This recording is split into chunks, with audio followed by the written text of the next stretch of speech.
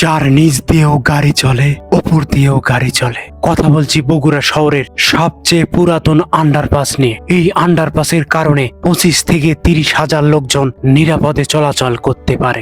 এমন আন্ডারপাস কি আপনারা আগে দেখেছেন যার নিচ দিয়েও গাড়ি চলে, উপর দিয়েও গাড়ি চলে? এই যে গাড়ির যানজট হচ্ছিল, মানে যাওয়া যাচ্ছিল না, অনেক কষ্ট হচ্ছিল। কখন গাড়ি পার হয়, তারপরে পার হওয়া লাগে, এখন সরাসরি পার হয়ে যাচ্ছে মানে। গাইস, এখন আমি যে জায়গাটিতে দাঁড়িয়ে আছি এটি হচ্ছে বগুড়া শহরের সব থেকে প্রাচীন আন্ডারপাস।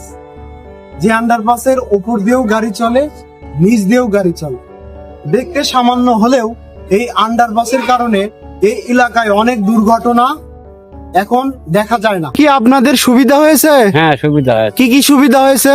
চলাফেরার সুবিধা, যানবাহনের সুবিধা, সব দিক দিয়ে সুবিধা আর কি আছে। এখানে আগে অ্যাক্সিডেন্ট হতো, এখন তো আর হয় না তেমন, না? ওই মরুতে না হয়।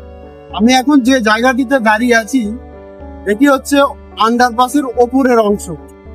তো দেখুন আপনারা, উপর দিয়ে খুব সহজে গাড়ি চলতেছে।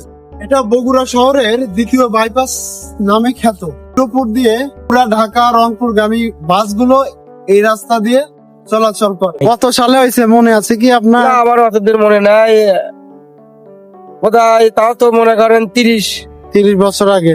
30 বছরের একটু কমই হবে আর কি, 28-29 বছর এরকমই হবে। এটা হয়ে কি আপনাদের উপকার হয়েছে? না, উপকার হবে না, উপকার হয়নি। আমাদের আবার কি উপকার হয়েছে?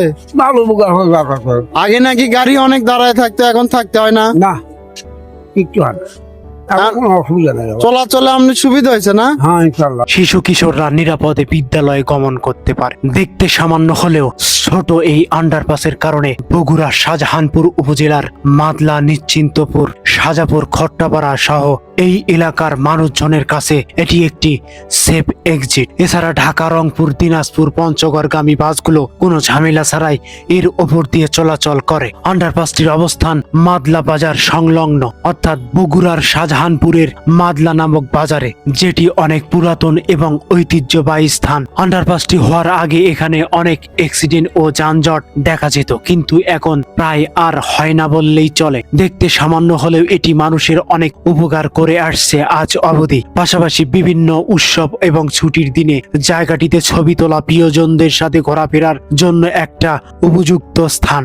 এছাড়া সাপ্তাহিক ছুটির দিনে বন্ধু বান্ধবদের সঙ্গে সময় কাটানোর জন্য এই জায়গাটি অনেক জনপ্রিয়। এখন তো আপনার সুবিধা, দাঁড়িয়ে থাকতে হয় না। না, এখন দাঁড়িয়ে থাকতে হয় না, এখন সুবিধা।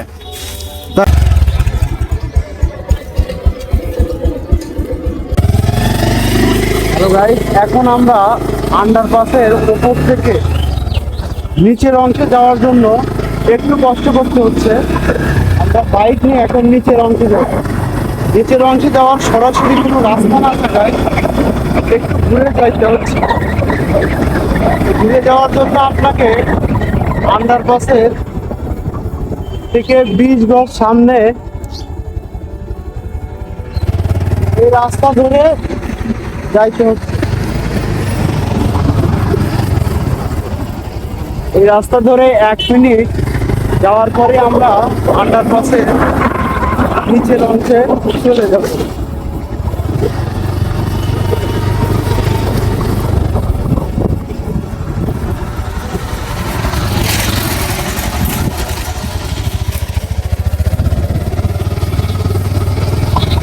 এই আন্ডারপাস করাতে এই এলাকায় আগে দুর্ঘটনা ঘটতো, কিন্তু আন্ডারপাস করার পরে এখানে অনেকটা দুর্ঘটনা কমে গেছে। এই আন্ডারপাস এটা এক আজব আন্ডারপাস। এরকম আন্ডারপাস আপনারা দেখছেন কিনা আমি জানি না, তো আপনাদেরকে সরাসরি লাইভ দেখাচ্ছি। এতক্ষণ আমি আন্ডারপাসের উপর দিয়ে বাইক চালালাম।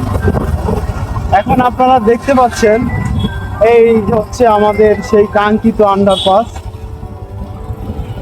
এখন নিচ দিয়ে এখন আমরা আন্ডারপাসের নিচ দিয়ে এখন আমরা গাড়ি চালাচ্ছি।